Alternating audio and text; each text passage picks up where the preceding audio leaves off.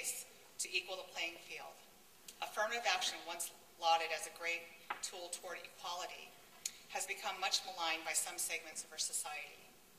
The reality is that the greatest beneficiaries of affirmative action have been white women, and that people of color do not yet face an equal playing field. This is an issue that still commands and requires much attention, and you are the generation to address how we offer equal opportunity, hope, and resources so that everyone has a chance to reach the highest individual potential and consequently the highest collective potential. But recording our own history is what will bring communities of color together. Textbooks give short shrift to contributions of people of color, report them inaccurately, or worse yet, leave them out altogether. If I were to ask college students about equality in education, most students, irrespective of ethnic background, would point to Brown versus Board of Education.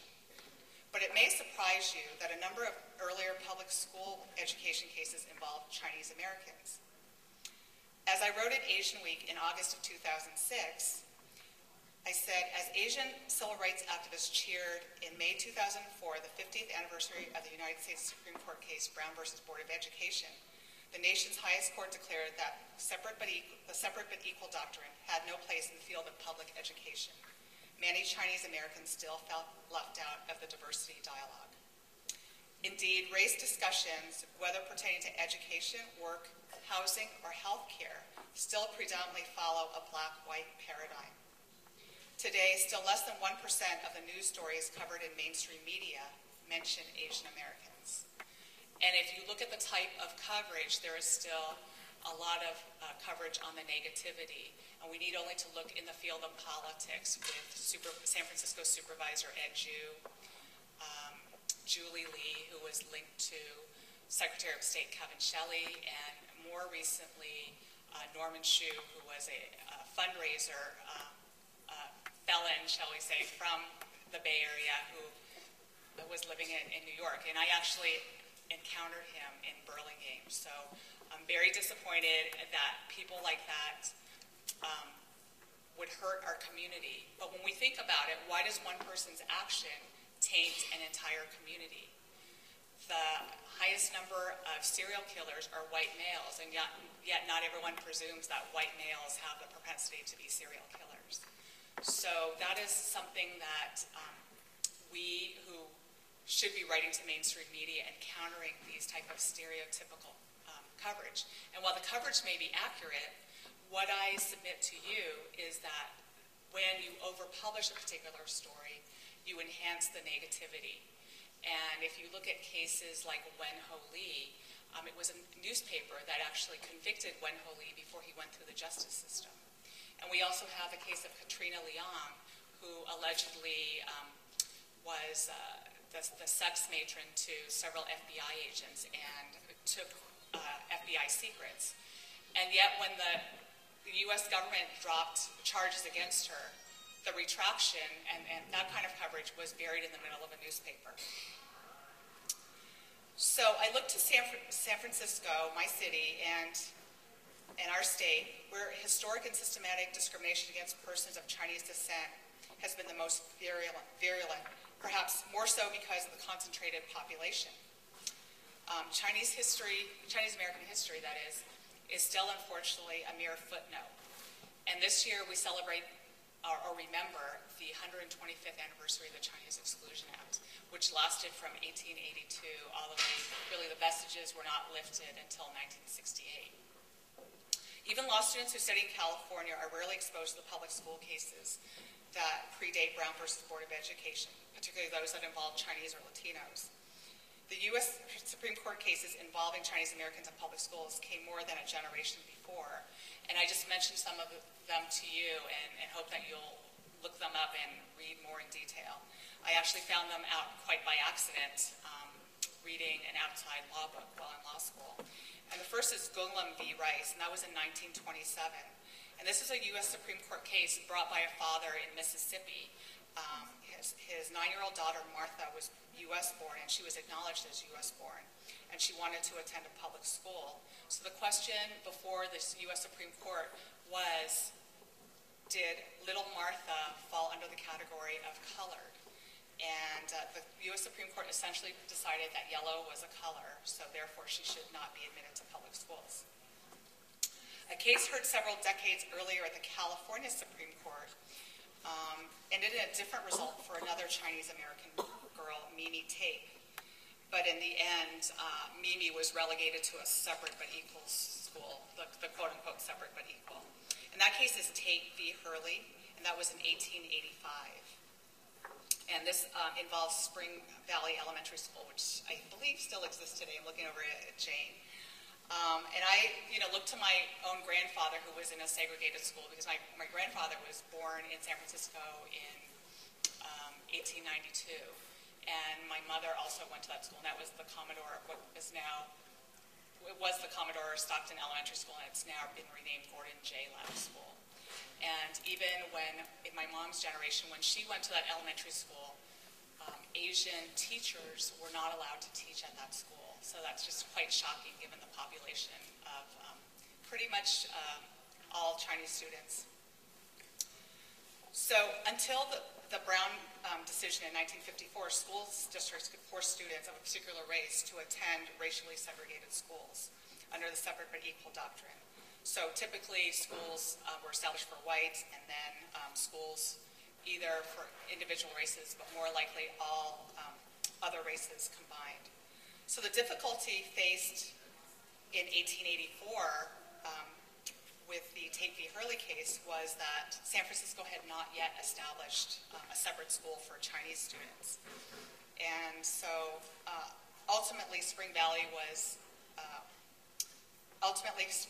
continued to reject the student, and she was sent to the segregated Chinese school. 20 years after the Brown decision, about 1,800 Cantonese-speaking students brought a case, and it's called Lau v. Nichols, and that established bilingual education in schools. And that's still to this day is known as the landmark case on bilingual education. So a little over a decade ago, and 40 years after Brown versus Board of Education, we hear of a case called Ho versus SFUSD, or the San Francisco Unified School District. That case is actually very near and dear to my heart because I was a legal intern for the city attorney's office at that time, working on school district matters, and unfortunately I had just wrapped up my internship. But this case has also been dubbed as a Lowell High School case. And where parents, Chinese American parents, challenged the differing entrance requirements for Lowell High School. So when I was admitted to Lowell High School, back way, way before you guys were born, I was accepted under a Chinese girls quota. So Chinese girls, and not just Chinese Americans in general, needed the highest test scores in GPA. So we're violating Title IX, which is supposed to prohibit discrimination with gender. So now, after I'm in law school, I wonder where the civil rights activists were for me back then. And I'm also wondering now why we are so afraid to bring this up in a dialogue, because I believe that other communities of color could work with us on a solution for more equitable admissions in our public schools. So my time is very limited, and I just also want to bring up the immigration debate and how mainstream media covers it. And most mainstream news would have you believe that the debate centers around Mexicans. But immigration involves many other communities. So we have the Asian communities, but also people forget the Irish community is very affected by immigration. But when we think about what actually happens economically, immigration policies affect all of us. Birthright citizenship is something those of us born in the United States take for granted. But until United States versus Wong Kim Ark in 1898, only immigrants of European descent could become naturalized citizens. The Chinese Consolidated Benevolent Association, also known as the Chinese Six Companies in San Francisco, which still exists today on Stockton Street, is the oldest civil rights organization in the United States. And they raised funds and brought this case on behalf of a Chinese American man born in San Francisco, right on Sacramento Street, to the United States Supreme Court. And what is especially noteworthy is that the year was 1898. Until the 1960s, people of color could not testify in court against a white defendant. So given the language barriers and just access, it's quite amazing during the Chinese Exclusion Act era that the Chinese community could rally together and bring a host of cases before the U.S. Supreme Court. I want to just leave you with a few books that I think are very noteworthy for you in your pursuit of more Asian American history. And one I particularly like is Helen Zia, Asian American Dreams, The Emergence of an American People. And that's sort of a novelesque compendium of civil rights with Asian Americans. And Helen also likes to refer to what she says, missing in history, people MIH, because our history has not been documented by mainstream America.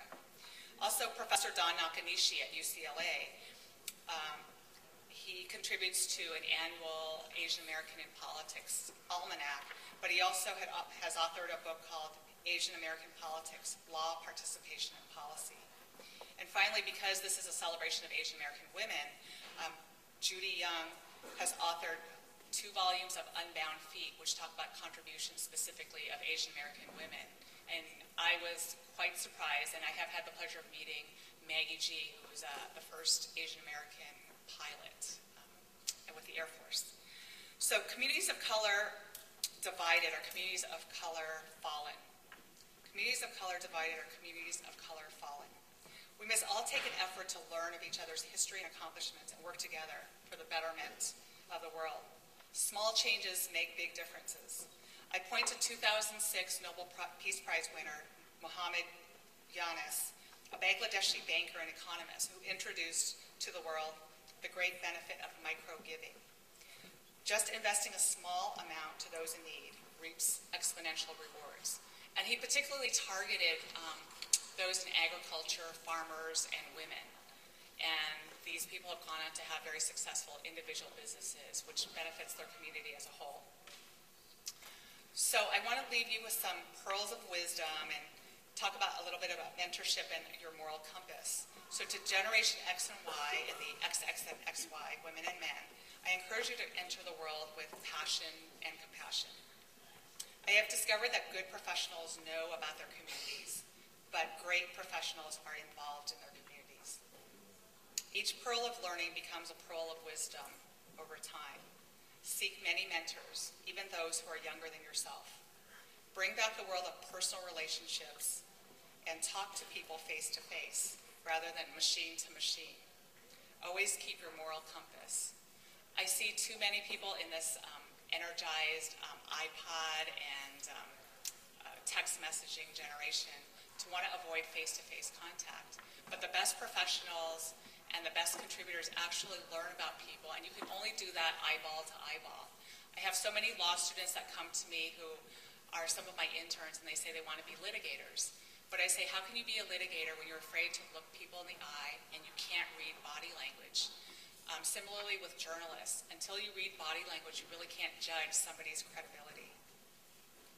Your pearls of wisdom become polished over time with the help of those who have mentored you and those you have and will mentor.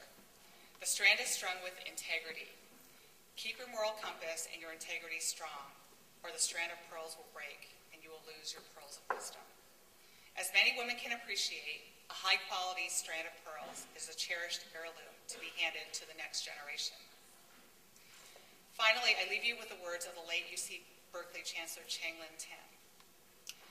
He has often said, in life you will have to make difficult decisions, but weigh the facts carefully and do what is just and fair, because what is just will always be just, and what is fair will always be fair. I wish all of you much success and happiness in your future endeavors. But when you take the focus off of yourself and you work with the greater good in mind, success grows exponentially. Go Bears.